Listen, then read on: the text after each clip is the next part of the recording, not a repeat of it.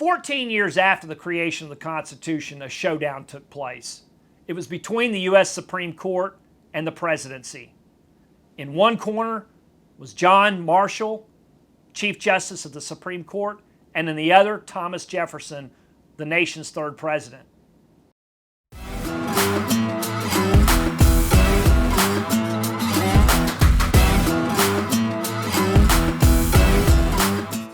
Welcome back to Law Dogs. I'm your host, Jeff Henley, and with me as always is Annabelle. Now today we're going to talk more constitutional law, and we're going to look at the case that changed it all, Marburry versus Madison. It was what you might have read about in your government class or in a civics class in high school.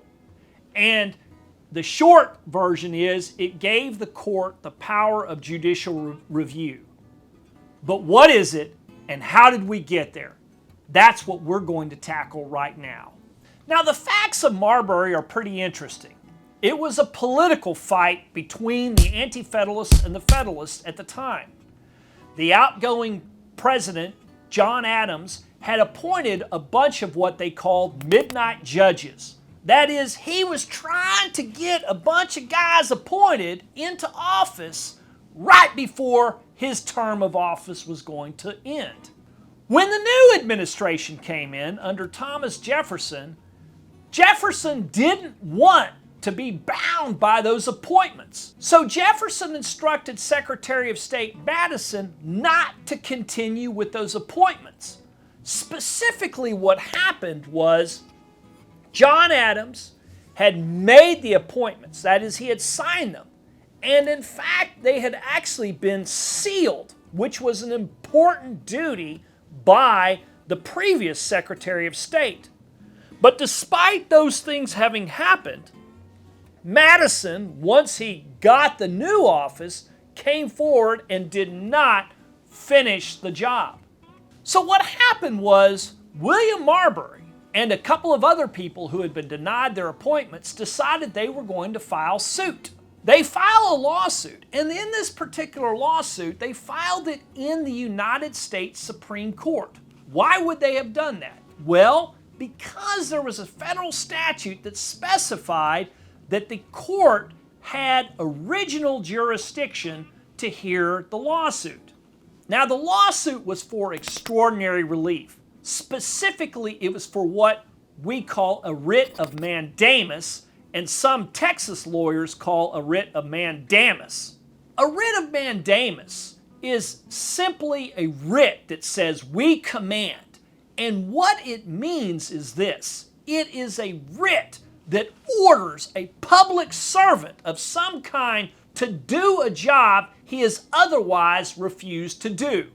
In this particular instance, Marburry and the other plaintiffs were seeking a writ of mandamus ordering Secretary of State James Madison to carry out the appointments. Now, when the case came before the Supreme Court, Chief Justice John Marshall knew he had a problem. He was on a collision course with the United States presidency. And at that point in time, the United States Supreme Court was by far the weakest branch of government. But Marshall was no fool. He had a sharp legal mind, and he came up with a very clever answer to the problem.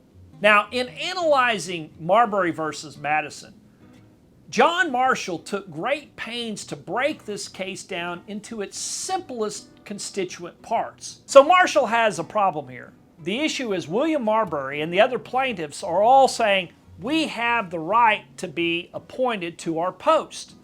And when Marshall looks at the statute, it makes it very clear that in fact they do. The plaintiffs had all been appointed by Adams, and the seal of fixing the appointment had already been placed. In essence, their appointments had been signed, sealed, but not delivered. So John Marshall determines they have an enforceable right. And with that right must necessarily come a remedy. Now, Marshall makes the point that if he has a right, he must necessarily have a remedy. Otherwise, the right is absolutely meaningless. Now, Marshall has a point, and the point is simply this.